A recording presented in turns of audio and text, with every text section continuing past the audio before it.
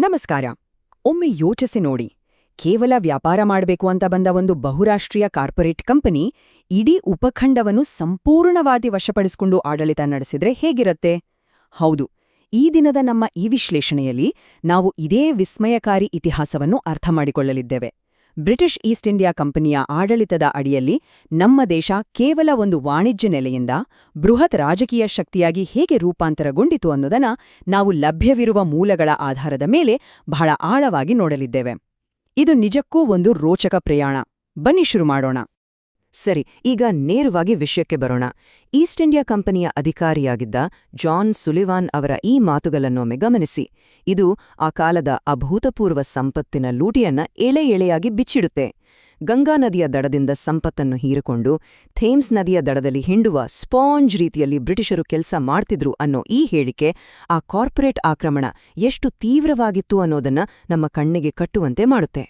ನಿಮ್ಗೆಲ್ಲಾ ಕುತೂಹಲ ಇರಬಹುದು, ಹಾಗಾದ್ರೆ ಬ್ರಿಟಿಷರು ಬರುವ ಮುನ್ನ ನಮ್ಮ ದೇಶ ಹೇಗಿತ್ತು ಅಂತ, ಅಲ್ವಾ?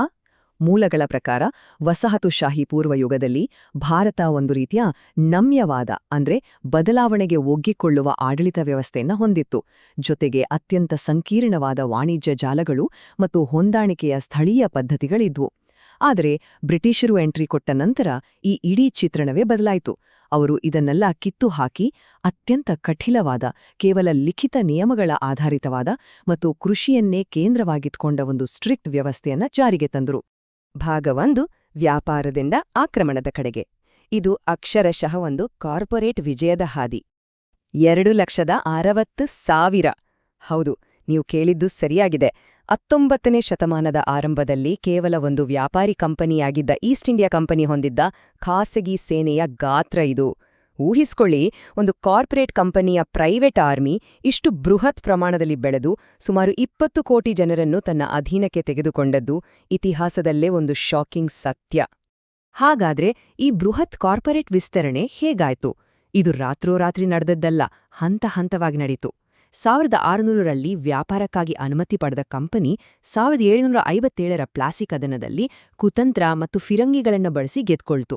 ಆದರೆ ಅಸಲಿ ಗೇಮ್ ಚೇಂಜರ್ ಆಗಿದ್ದು 1765ರಲ್ಲಿ.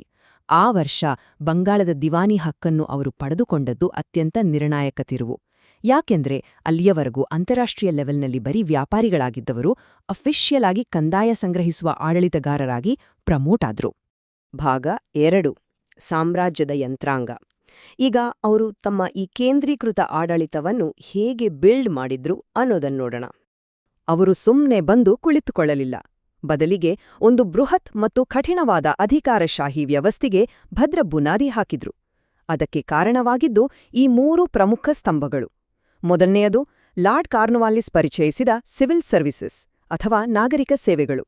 ಎರಡನೆಯದು ವಿವಾದಗಳನ್ನು ಬಗೆಹರಿಸಲು ತಂದ ಹಂತವಾದ ನ್ಯಾಯಾಂಗ ವ್ಯವಸ್ಥೆ. ಮತ್ತು ಮೂರನೆಯದು ಪೊಲೀಸ್ ವ್ಯವಸ್ಥೆ.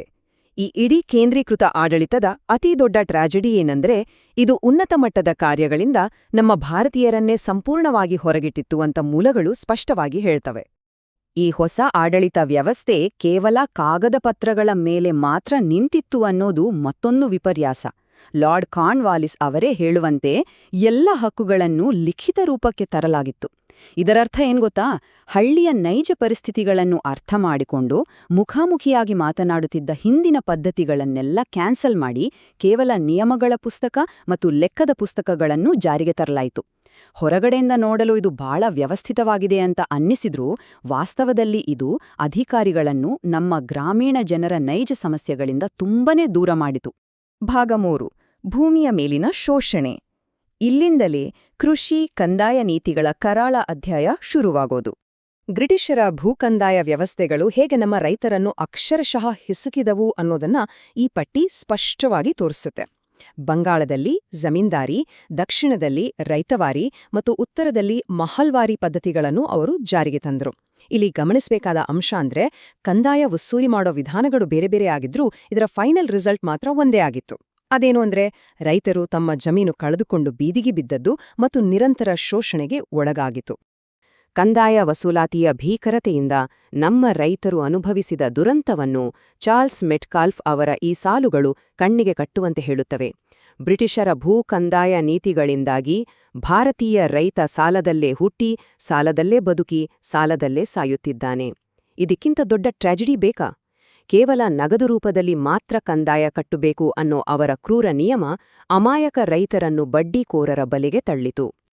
ಹಾಗಾಗಿ ನಾವಿಲ್ಲಿ ಅರ್ಥಮಾಡಿಕೊಳ್ಳಬೇಕಾದ ಅತ್ಯಂತ ಪ್ರಮುಖ ಅಂಶವೆಂದರೆ ಬ್ರಿಟಿಷರ ಈ ಶೋಷಣಾತ್ಮಕ ಕೃಷಿ ನೀತಿಗಳು ಮತ್ತು ನಿರಂತರ ಸಂಪತ್ತಿನ ಲೂಟಿ ಭಾರತದ ಕೈಗಾರಿಕೆಗಳ ಸಂಪೂರ್ಣ ಅವನತಿಗೆ ಕಾರಣವಾಯಿತು. ಒಮ್ಮೆ ನಂಬರ್ಸ್ ನೋಡಿ, ನಿಮ್ಗೆ ಶಾಕ್ ಆಗುತ್ತೆ. 1750ರಲ್ಲಿ ಇಡೀ ಜಾಗತಿಕ ಕೈಗಾರಿಕಾ ಉತ್ಪಾದನೆಯಲ್ಲಿ ಬರೋಬ್ಬರಿ 25% ಭಾರತದ ಪಾಲು 1900ರ ಹೊತ್ತಿಗೆ ಎಲ್ಲಿಗೆ ಬಂತು ಗೊತ್ತಾ? ಕೇವಲ 2% ಕುಸಿತು. ನಮ್ಮ ಆರ್ಥಿಕತೆಯ ಮೇಲೆ ಬಿದ್ದ ಅತಿ ದೊಡ್ಡ ಹೊಡೆತ ಇದು. ಭಾಗ 4: ಶಿಕ್ಷಣದ ವಿಪರ್ಯಾಸ. ಆಡಳಿತದ ಸಾಧನವಾಗಿ ಶಿಕ್ಷಣವನ್ನು ಹೇಗೆ ಬಳಸ್ಕೊಂಡ್ರು ಅಂತ ನೋಡೋಣ. 183ರ ಥಾಮಸ್ ಮೆಕಾಲೆ ಅವರ ಶಿಕ್ಷಣ ನೀತಿಯ ಹಿಂದಿನ ಅಸಲಿ ಅಹಂಕಾರದ ಉದ್ದೇಶ ಏನು ಅನ್ನೋದು ಅವರ ಈ ಹೇಳಿಕೆಯಲ್ಲೇ ಎಕ್ಸ್ಪೋಸ್ ಆಗಿದೆ. ರಕ್ತ ಮತ್ತು ಬಣ್ಣದಲ್ಲಿ ಭಾರತೀಯರಾಗಿದ್ರೂ ಅಭಿರುಚಿ, ಅಭಿಪ್ರಾಯ, ನೈತಿಕತೆ ಮತ್ತು ಬುದ್ಧಿಮತ್ತೆಯಲ್ಲಿ ಇಂಗ್ಲಿಷರಾಗಿರುವ ಒಂದು ಗುಂಪನ್ನು ಸೃಷ್ಟಿಸುವುದು ಅವರ ಮೇನ್ ಟಾರ್ಗೆಟ್ ಆಗಿತ್ತು. ಸಿಂಪಲ್ ಆಗಿ ಹೇಳ್ಬೇಕಂದ್ರೆ, ಬ್ರಿಟಿಷ್ ಆಡಳಿತಕ್ಕೆ ಬೇಕಾದ ಕಡಿಮೆ ವೆಚ್ಚದ ಗುಮಾಸ್ತರು ಮತ್ತು ಮಧ್ಯವರ್ತಿಗಳನ್ನು ತಯಾರಿಸುವುದಷ್ಟೇ ಇದರ ಹಿಂದಿನ ಪಕ್ಕಾ ಲೆಕ್ಕಾಚಾರವಾಗಿತ್ತು. ಹಾಗೆ ನೋಡಿದ್ರೆ ಆಧುನಿಕ ಭಾರತೀಯ ಶಿಕ್ಷಣ ಅನ್ನೋದು ನಿಜಕ್ಕೂ ಒಂದು ವಿಪರ್ಯಾಸದ ಪರಂಪರೆಯಾಗಿದೆ. ಮೂಲಗಳು ಹೇಳುವಂತೆ ಈ ವಸಾಹತುಶಾಹಿ ಶಿಕ್ಷಣ ವ್ಯವಸ್ಥೆ ಭಾರತದ ನೈಜ ಮತ್ತು ಸಾಂಪ್ರದಾಯಿಕ ಜ್ಞಾನವನ್ನು ಸಂಪೂರ್ಣವಾಗಿ ಮೂಲೆಗುಂಪು ಮಾಡಿತು. ಆದ್ರೆ ಕಾಯಿನ್ಗೆ 2 ಮುಖ ಇದ್ದ ಹಾಗೆ ಇದೇ ಸಮಯದಲ್ಲಿ ವಿಶ್ವವಿದ್ಯಾಲಯಗಳು ಮತ್ತು ಒಂದು ರೀತಿಯ ಆಧುನಿಕ ಅಧಿಕಾರಶಾಹಿ ತಾರ್ಕಿಕತೆಯನ್ನು ಸಹ ಇದು ನಮಗೆ ಪರಿಚಯಿಸಿತು ಅಂತಲೇ ಹೇಳ್ಬೇಕು. ಆದ್ರೆ ಇಲ್ಲಿರೋ ಒಂದು ಆಸಕ್ತಿದಾಯಕ ಟ್ವಿಸ್ಟ್ ಏನ್ ಗೊತ್ತಾ? ಈ ಶಿಕ್ಷಣ ನೀತಿಯು ಬ್ರಿಟಿಷರು ಕನಸಿನಲ್ಲೂ ನಿರೀಕ್ಷಿಸದಂತಹ ಒಂದು ದೊಡ್ಡ ಬದಲಾವಣೆಗೆ ದಾರಿ ಮಾಡಿಕೊಡ್ತು. ಇಂಗ್ಲಿಷ್ ಶಿಕ್ಷಣದ ಮೂಲಕ ಪಾಶ್ಚಿಮಾತ್ಯ ಉದಾರವಾದಿ ರಾಜಕೀಯ ವಿಚಾರಗಳು ಇಲ್ಲಿಗೆ ಎಂಟ್ರಿ ಕೊಟ್ಟು, ಇದು ಭಾರತೀಯ ಚಿಂತಕರಿಗೆ ಬ್ರಿಟಿಷರ ವಿರುದ್ಧವೇ ಹೋರಾಡಲು ಬೌದ್ಧಿಕ ಅಸ್ತ್ರಗಳನ್ನು ಒದಗಿಸಿತು. ಅದರ ಫಲವೇ ರಾಜಾರಾಮ್ ಮೋಹನ್ ರಾಯ್ ಅವರಂತಹ ನಾಯಕರು ಮತ್ತು ಹೊಸದೊಂದು ಶಿಕ್ಷಿತ ಬುದ್ಧಿಜೀವಿ ವರ್ಗದ ಉದಯ. ಈ ಹೊಸದಾಗಿ ರೂಪುಗೊಂಡ ವಿದ್ಯಾವಂತ ವರ್ಗ ಸುಮ್ಮನಿರಲಿಲ್ಲ. ಅವರು ತಾವು ಕಲಿತ ಶಿಕ್ಷಣವನ್ನು ಇಡೀ ದೇಶದಲ್ಲಿ ರಾಷ್ಟ್ರೀಯ ಪ್ರಜ್ಞೆಯನ್ನು ಮೂಡಿಸಲು ಬಹಳ ಅದ್ಭುತವಾಗಿ ಬಳಸ್ಕೊಂಡ್ರು. ಮುಂದೆ ವಸಾಹತುಶಾಹಿ ವಿರೋಧಿ ಹೋರಾಟಗಳಿಗೆ ಮತ್ತು ನಮ್ಮ ಸ್ವಾತಂತ್ರ್ಯ ಚಳುವಳಿಗೆ ದೊಡ್ಡ ಶಕ್ತಿಯಾಗಿ ಬೆಳೆದಿದ್ದೇ ಈ ವರ್ಗ. ತಾವು ತಂದ ಶಿಕ್ಷಣ ನೀತಿ ತಮಗೆ ತಿರುಗುಬಾಣವಾಗುತ್ತೆ ಅಂತ ಬ್ರಿಟಿಷರು ಅಂದುಕೊಂಡಿರಲಿಲ್ಲ. ಇದು ಬ್ರಿಟಿಷ್ ಶಿಕ್ಷಣ ನೀತಿಯ ಅತಿ ದೊಡ್ಡ ವಿಪರ್ಯಾಸ. ಕೊನೆಯದಾಗಿ ಭಾಗ 5: ಸಂವಿಧಾನಿಕ ವಿಕಸನ. ಈ ಕಾನೂನುಗಳ ಐತಿಹಾಸಿಕ ಹಾದಿ ಹೇಗಿತ್ತು ಅಂತ ನೋಡೋಣ. ಈ ಟೈಮ್ಲೈನ್ ಕಡೆ ಸ್ವಲ್ಪ ಗಮನಹರಿಸಿ. ಇದು 1-2 ವರ್ಷದ ಕಥೆಯಲ್ಲ, ಬರೋಬ್ಬರಿ 160 ವರ್ಷಗಳ ಸುದೀರ್ಘ ಬೆಳವಣಿಗೆ. 1873ರ ರೆಗ್ಯುಲೇಟಿಂಗ್ ಆಕ್ಟ್ನಿಂದ ಹಿಡಿದು ಹಂತ ಹಂತವಾಗಿ ಭಾರತೀಯರಿಗೆ ಪ್ರಾತಿನಿಧ್ಯ ನೀಡುತ್ತಾ ಬರಲಾಯಿತು. 1919ರಲ್ಲಿ ಪ್ರಾಂತ್ಯಗಳಲ್ಲಿ ಭಾರತೀಯರು ಮತ್ತು ಬ್ರಿಟಿಷರು ಅಧಿಕಾರ ಹಂಚಿಕೊಳ್ಳುವ ದ್ವಿಮುಖ ಆಡಳಿತ ಬಂತು. ಆಮೇಲೆ 1935ರ ಕಾಯ್ದೆಯ ಮೂಲಕ ಒಂದು ಫೆಡರಲ್ ಅಥವಾ ಒಕ್ಕೂಟ ವ್ಯವಸ್ಥೆಯನ್ನೇ ರೂಪಿಸಲಾಯಿತು. ಒಂದು ಸಾಮ್ರಾಜ್ಯ ತನ್ನನ್ನು ತಾನು ನಿಯಂತ್ರಿಸಿಕೊಳ್ಳಲು ಮಾಡಿನ ಪ್ರಯತ್ನಗಳು ಇದು. ಸರಿ, ಇದೆಲ್ಲ ಆಯ್ತು. ಆದ್ರೆ ಈ ಇತಿಹಾಸ ಇಂದು ನಮಗೆ ಏಕೆ ಮುಖ್ಯವಾಗುತ್ತದೆ? ಪಾಯಿಂಟ್ ಇಲ್ಲಿದೆ ನೋಡಿ. 1935ರ ಕಾಯ್ದೆ ಇದೆಯಲ್ಲ, ಅದು ನಮ್ಮ ರಿಸರ್ವ್ ಬ್ಯಾಂಕ್ ಆಫ್ ಇಂಡಿಯಾ ಹಾಗೂ ಒಕ್ಕೂಟ ವ್ಯವಸ್ಥೆಯನ್ನ ಸ್ಥಾಪಿಸಿತು. ಆಶ್ಚರ್ಯದ ಸಂಗತಿ ಅಂದ್ರೆ, ಸ್ವತಂತ್ರ ಭಾರತವು ಇದೇ ಆಡಳಿತಾತ್ಮಕ, ಕಾನೂನು ಮತ್ತು ಸಾಂವಿಧಾನಿಕ ಚೌಕಟ್ಟುಗಳನ್ನ ಬಹಳಷ್ಟು ಮಟ್ಟಿಗೆ ತನ್ನ ಆಧುನಿಕ ಸಂವಿಧಾನದ ಅಡಿಪಾಯವಾಗಿ ಹಾಗೆಯೇ ಅಳವಡಿಸಿಕೊಂಡಿತು. ನಾವು ಈ ವಿಶ್ಲೇಷಣೆಯನ್ನ ಮುಗಿಸುವ ಮುನ್ನ ಒಂದು ದೊಡ್ಡ ಮತ್ತು ಪ್ರಮುಖವಾದ ಪ್ರಶ್ನೆಯನ್ನು ನಿಮ್ಮ ಮುಂದಿಡ್ತೀನಿ. ಆಧುನಿಕ ಭಾರತದ ಆಡಳಿತ ಮತ್ತು ಸಂವಿಧಾನಿಕ ಚೌಕಟ್ಟುಗಳು ಇಂದಿಗೂ ಎಷ್ಟರ ಮಟ್ಟಿಗೆ ಆ ಈಸ್ಟ್ ಇಂಡಿಯಾ ಕಂಪನಿಯ ಕಾರ್ಪೊರೇಟ್ ನಿಯಮಾವಳಿಗಳನ್ನೇ ಪ್ರತಿಧ್ವನಿಸ್ತಿವೆ? ವಸಾಹತುಶಾಹಿ ಆಡಳಿತವು ಬಿಟ್ಟುಹೋಗಿ ಈ ಸಂಕೀರ್ಣವಾದ ರಚನಾತ್ಮಕ ಪರಂಪರೆಯ ಬಗ್ಗೆ ನಾವೆಲ್ಲರೂ ಆಳವಾಗಿ ಆಲೋಚಿಸಬೇಕಾಗಿದೆ ಅಲ್ವಾ? ನಿಮ್ಮ ಅನಿಸಿಕೆ ಏನೇ ಇದ್ರೂ ಯೋಚನೆ ಮಾಡೋದನ್ನು ಮಾತ್ರ ಮರಿಬೇಡಿ.